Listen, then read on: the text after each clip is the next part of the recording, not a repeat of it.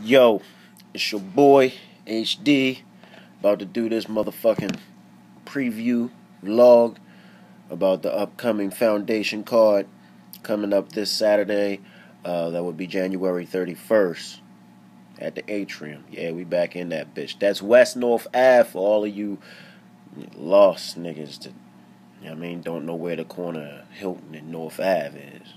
I don't know what's wrong with you, but if you from Baltimore, you should know where that is. It's not. Everybody use Hilton Parkway. Everybody.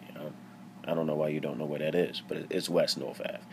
Anyway, I'm going to skip around and give you a preview of these battles as best as I can. First, I'm going to talk about the newcomers. We got some new guys in the league. So let's do Just Be More versus Sick With It. Just Be More, I've never heard spit a day in my life. I've met the man once, to my knowledge, and that was to drop off his tickets for this event. So he's selling some tickets to this event. He should have some people in the house with him. I know Sick With It's coming with Big Ant and I think Unanimous, and they're bringing some people with them. So both of these guys are going to have some people there to see him, and that's dope. Sick With It, he's had some battles. I think he battles out at KBL or WBL, one of them, out east, like the Eastern Shore side of things. He might battle up north a little bit as well. He talks a lot of shit, talks a big game. He's decent. He's not great. He's not terrible. He's decent, and he's still growing. I don't think he's got a lot of battles under his belt just yet. Just Be More, I believe this is his debut, in-ring debut. Might be his debut overall. I don't remember. I don't think he has a record yet. He has a review, a radio show that he does. I think he does it on Thursday nights. Don't quote me on that.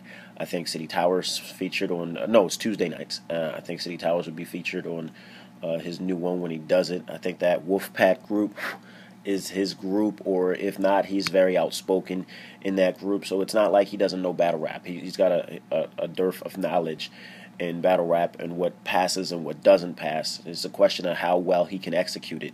So they're both going to be making their debut at Face Off. I think it'll be a good battle. Also debuting on this card, we got Shad City. He's actually one of Maestro's people. Shout out to Supernova. He asked me if I could put him on a card because he couldn't fit him on his upcoming cards, or his cards are either too far away or he couldn't fit him onto the card. So we got Shad City in his debut versus Face Off. I guess you could call him a veteran. He was around for a little less than a year. Purely Deaf. And they got a 3-round battle. They're doing 3 rounds, 90 seconds each. It should be entertaining, at least on Purely Deaf's. And I don't know anything really about Shad City, but Maestro, he usually don't be throwing no scrubs. So he should be able to not getting his head taken off. I don't know if he can, actually win, but it's a promo battle, so we'll see what he can do. I'm not expecting him to be like shit sauce. I'm expecting him to be at least decent. And that pretty much covers people that y'all haven't seen in our ring before. So we're gonna move on. We got Past Life versus Phenom. A lot of people have been picking Past Life in their prediction vlogs. I don't do prediction vlogs. This is a preview vlog. Past Life has a decent pen game. We've spoken in the past about him being like an internet phenom. Phenom, I believe, was also on the internet as well, where he was an internet phenom. So as far as like internet pen game is concerned, they're like on level, at least from what I've heard from other people. Past Life's performance has always been his weakest point, and he seems to have at least some sort of speech impediment. Maybe it's just nerves. I don't know if he really has one or not. But if he can overcome those things, it should be a competitive matchup. Phenom, he's a performer. It's not like he doesn't do live events, so he has a bit of an edge in the performance category. I like him way better over a beat than I do in the ring as a battler. I thought his best battle was probably against Uno Lavos, but as everyone knows, he spent a lot of money on that, so come prepared, or it's a waste of your money.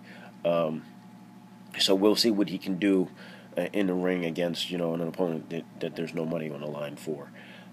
We also have Mike Turpin versus Flo Leeds. Mike Turpin's another guy. He's fairly new. I think his overall record's like 2-1. He's loud. He projects really well. I like some of his thought processes. He's not the best rapper in the world, but he is improving on that end. Against Flo Leeds is a good rapper. He does take decent angles. He's very aggressive. They might have the loudest battle of the night, other than maybe Codes and King Bunzy.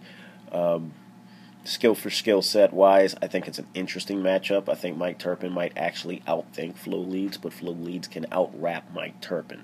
So, it depends on how each of them has improved in their weaknesses, how good and even of a matchup this will be. Either way, I think it'll be entertaining. Next up, we got Kizzy and Naps. Kizzy, in my opinion, he's an above-average rhymer. He flows very decently. I'm personally not really wowed by his punching ability. He says a lot of shock value things. It kind of reminds me of Kata Specialist. Kata Specialist was more shocking. And I think Kizzy might be a slightly better rapper than Kata Specialist. There's no shade on Kata Specialist. He's actually a good rapper. He's just high out of his mind most of the time, or at least in my opinion. And he's battling Naps. Naps has a really high rhyme ability as well. He doesn't flow. His flow isn't as rapid as Kizzy's, but it doesn't mean it doesn't flow. He actually flows really well. He punches really well. His performance is really dry, and Kizzy's performance is really, exciting. So it's interesting to see how they match up in the ring. I think on paper, Naps is the better battler, but performance is part of it. So we'll see what happens when they get in the ring with each other. I think it's an interesting clash, and we'll see who comes out on top. Next, and I'm going to go over, I'm going to save that one for later. We got Jay Suede versus My Block BZ. I believe this is the first time My Block BZ has been back in our ring in almost 2 years. He's been out there doing his thing at other places. I think he might have battled Trap House, New York, and some other places. He's been doing his thing. I mean, I said it before, I think he's the best schemer in the league, and he's definitely going to come with some schemes on the 31st versus Jay Suede, who we really don't know much about. Jay Suede has, I believe, a loss on his record, willful forfeit. But, I just talked to him not that long ago, got off the phone with him. He's got some crack for it. So, we're going to see what he can do. And this is My Block BZ's return to Face Off. So I know he wants to return on a good note. We'll see what they can do. If you haven't checked out My Block BZ versus City Towers, check out that third round. BZ can go in. So I think it's going to be a good battle. I meant to go over that one before, but technically Jay Suede isn't new. Again, he does have a record with face-off because of the willful forfeit. So let's see, which one do I want to do next? Let's do a promo battle. We got Troy Brown and Ammo the Savage. He had a champ. Ammo the Savage versus Troy Brown. Ammo the Savage's in-ring record with face-off is 15-4. It's impressive. That's a very impressive record. He's been with us almost since the very, very beginning. I think he showed up on like our third or second event, so he's pretty much, been here the whole time. Troy took a long hiatus from battle rap, and then he came back against Scream, and he's done a couple of battles since then. Troy's starting to, get his feet back under him and really, slug it out with dudes. A lot of these prediction vlogs are, Troy's not going to take him serious. Troy's not going to care. I talked to Troy. Troy told me Ammo's going to have to be in fucking rare forms. Like, he's going to have to step it up. He's going to have to progress, because if he doesn't, Champ's going to die. Now, it's only a promo match, but, Troy plans on fucking mopping Ammo, so That is what it is. If Ammo can step up to that challenge, and I think he can. If he can step up to that challenge, it could be a very entertaining, debatable battle. But he's going to have to. It ain't going to be no, well, Troy's not going to try, so I'm just going to do. No. You're just going to die if that happens. So you come prepared or get killed is pretty much how that's going to be. SK versus Seize the Moment. Seize the Moment, last time it was Baltimore. He had the unspeakable incident that we're not going to speak on. But he redeemed himself out in Prov. You know what I mean? He had a good performance. The aggression was there. The bars were there. He didn't really have any chokes or stumbles. He freestyled a little bit at the one point in time where he thought he was going to fall off, but he was counting the bars while he was freestyling and went right back into his shit to the point that we didn't even notice that he was freestyling. He actually pointed it out to us later. You know what I mean? He did his thing. SK, what can be said? He's a puncher. He gets compared to Prez Mafia a lot. I've had a couple people tell me, oh, when did you get Prez Mafia on the team? I'm like, I don't know if y'all noticed, but SK was in fucking Panic Room. He's been around a long-ass time. And he's always sounded like that. So, you know what I mean? Go ahead and get up off of that. You know what I mean? Y'all just nut-hugging right now. Get up off of that nut-hugging shit. SK, he's a puncher. He does his thing. He schemes a little bit. You know what I mean? We're going to see what he can do, you know what I mean, in the ring with Seize the Moment. Seize the Moment. I think he's more aggressive than SK. So it's another one of those, you know what I mean? Can your pen game beat my performance? Because my pen game is pretty good, and my performance is damn sure better. So let's see what you can do with me. You know what I mean? And I'm not saying that SK's performance is bad. I'm just saying I think Seize the Moment is better in ring with the performance than SK is. SK kind of reminds me of a sort of like a slightly more aggressive Ty Law in the ring. It's very, I'm going to say these couple of bars and then I'm going to stop, clear my throat, stare around, say a couple more bars, stop, clear my throat, look around. It's very dramatic, as opposed to the, I'm just in your face, what the fuck you going to do about it, which I prefer that a little more. So we'll see what they can do in the ring with each other. I think it's going to be a good battle.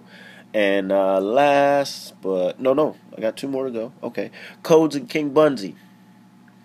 King Bunzy's another performer. So is Codes. Codes has said it himself. He hasn't been spitting a lot of punchlines. I've thought that since the very beginning. He's not really a punchline guy, at least not in a battle. He is on a song, weirdly enough. He punches fairly often in his music, not so much in the ring. He says he's going to make that switch. He's going to start throwing some punchlines in the ring. We'll see how it goes. King Bunzy will be whatever his opponent weaknesses are. They say he's a joke rapper. Sometimes he is. They say he's a bari guy. Sometimes he is. He's whatever his opponent's weaknesses are. So, Codes doesn't throw a lot of punches. There's a decent chance that Bunzy's going to come with a lot of punches. Because he just does whatever his opponent doesn't do well. He's adaptive that way. He's very good at adapting. So we're going to see what they can do in the ring with each other. They got 3 rounds. I'm expecting fucking mayhem. It's going to be great. That's a battle to come see. And last but not least, the most anticipated battle from this card, the Great White and Big Ant, 2 punchline machines. They rap well. They flow well. They perform well. And, I need that Big Ant that we had against Kizzy. I need that Big Ant. Because if any other Big Ant shows up, or a lesser version of Big Ant shows up, Big Ant's probably not going to leave with that W. He's probably not even going to make it to OT. Big Ant has to come like Big Ant can come. If Big Ant comes like he can come, and the Great White comes like he always comes, this damn near, it's almost a guaranteed classic. So I'll see y'all out there on the 31st. Face Off Battle League. We gonna get it in. Foundation. You know what I mean? Face Off now!